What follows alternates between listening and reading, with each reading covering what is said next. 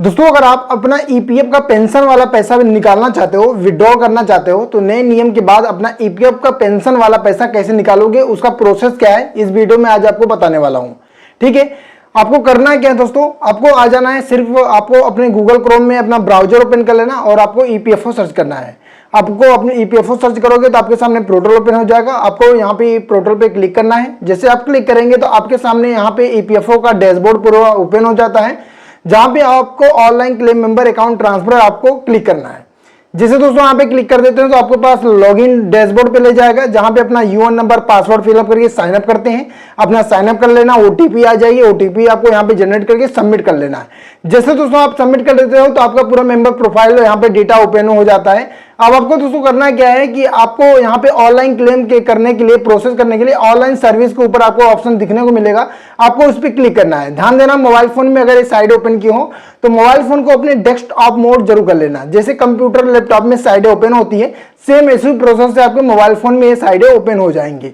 उसके बाद दोस्तों आपको ऑनलाइन सर्विस का ऑप्शन आपको दिखने को मिलेगा। मोबाइल फोन में 3 लाइन दिखेगी ऊपर, आपको उस पर क्लिक करना है तो आपको ये जो सर्विस है आपको दिख रहा है, home view manage accounts online service और PMVVRY, ये सर्विस मोबाइल फोन में लाइनिंग में दिखेगी, जहां पे आपको ऑनलाइन सर्विस वाले पे आना है। जैसे दोस्तों ऑनलाइन सर्विस पे आते हो तो जितने भी नए बदलाव के बाद क्लेम प्रोसेस में बदलाव हुआ है सारे डिटेल आ जाएंगे, जहां पे आपको ऑनलाइन क्लेम मेंबर अकाउंट, मतलब आपको ऑनलाइन क्लेम वाले पे क्लिक करना है। फॉर्म नंबर 31/1910C, यहाँ पे आपको उस ऑप्शन पे क्लिक करना है क्लेम प्रोसेस पर। जैसे क्लेम प्रोसेस पे आप क्लिक कर दे तो रीडायरेक्ट करेगा आपको, यहाँ पे जो है अपना बैंक डिटेल यहाँ पे फिलअप करना होता है, वेरीफाई करना होता है बैंक को।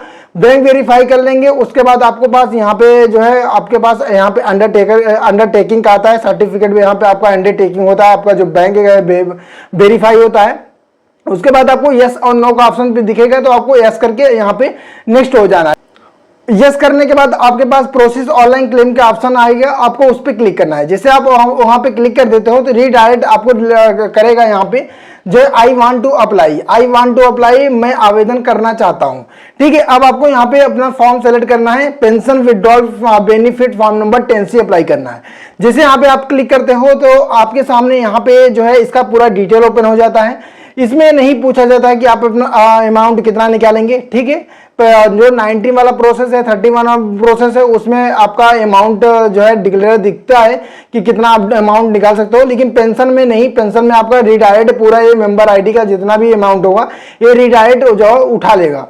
अब आपको यहाँ पे पेंशन वाला ऑप्शन पे क्लिक करोगे तो सीधे आपको यहाँ पे एम्प्लॉइज एड्रेस का डिटेल आ जाएगा।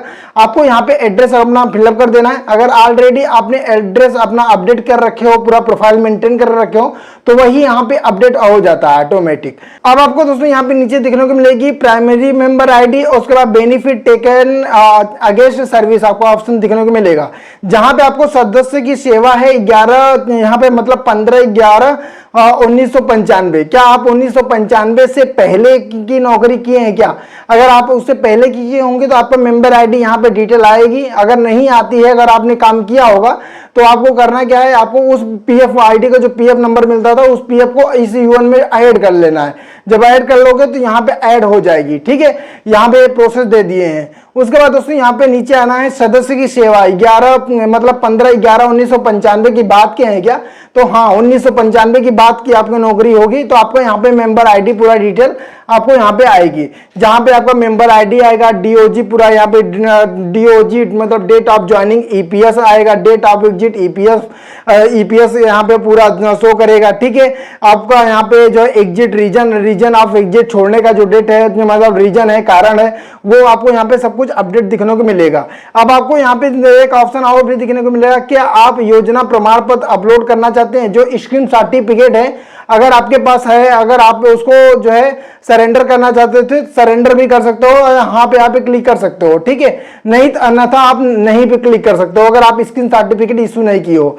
उसके बाद आपको मैं प्रमाणित करता हूं कि मैं अपना यूएन, मतलब यहाँ पे आधार बेस आपका केवाईसी होगा, जिसपे आपको क्लिक करना है। क्लिक करने के बाद यहाँ पे नीचे आएंगे तो ओटीपी जनरेट करने के लिए आपको यहाँ पे ओटीपी जनरेट कर लेना। आपके रजिस्टर मोबाइल नंबर पे ओटीपी जाएगी। सिंपल प्रोसेस आपको दोस्तों यहाँ पे ओटीपी को आपको यहाँ पे फिलअप करना है।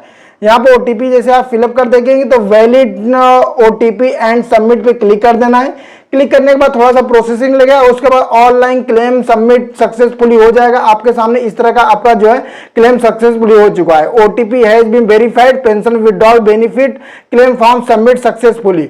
अब आपको यहाँ पे क्लिक हेयर पे क्लिक करके इसका पूरा रिसीविंग डाउनलोड कर सकते हो। आपको यहाँ पे रिसीविंग है, आप यहाँ पे 200 दे सकते हो। इसी तरीके से आप जो है अपना फॉर्म नंबर 10C अपना अप्लाई कर सकते हो नए नियम के बाद। लेकिन दोस्तों ये तभी अप्लाई कर सकते हो जब आपका एग्जिट डेट ऑलरेडी पड़ा होगा।